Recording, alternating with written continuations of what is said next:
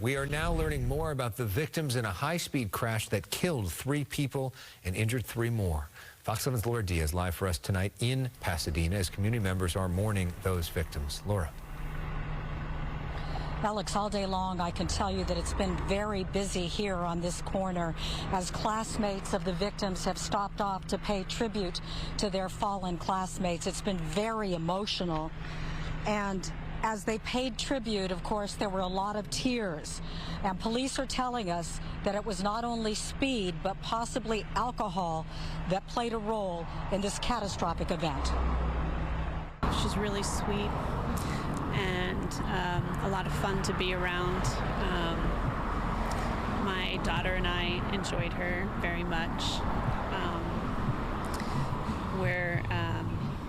We knew her dad, her and one of the men that died were brother and sister. At the corner of Foothill Boulevard and Vista in Pasadena Monday, a gaping hole in an unoccupied building tells the story of an horrific crash early Saturday morning that left 3 dead and 3 others severely injured. The victims between 17 and 22 in age.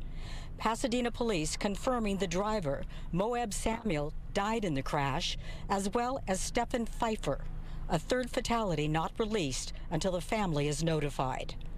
2 days later, a makeshift memorial at the crash site with poignant reminders of the young victims. Flowers, candles, and a skateboard with the name Mike inscribed on it. People wept and embraced at the scene.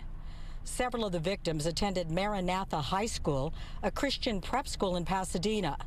Some wore school gear but chose not to talk to us. This woman said she knew one of the young victims who survived and shared the heartbreak. Idea that God takes somebody too soon. Surveillance video reveals a Tesla Model 3 flying through the intersection, running a red light while traveling over 100 miles an hour. The car crashes into a power pole before barreling into that empty building. But Monday afternoon, Fox 11 learned that another vehicle narrowly missed that speeding Tesla with just seconds to go. Unknown whether or not the vehicle that went through the intersection even knows how close they were to being struck. So that vehicle passed through the intersection northbound, and then the Tesla came through the intersection westbound behind that vehicle. And at those speeds, you're roughly traveling at 150 feet per second. So the vehicle was probably 300 or so feet away from the intersection. The lieutenant telling me that if those 2 vehicles had collided, he said nobody would have survived in either vehicle. That's the intensity with which that accident took place. But we are told that the video is being released. We're going to try to get it to you as soon as possible. The families of the people involved in the accident had to give clearance for it to be released.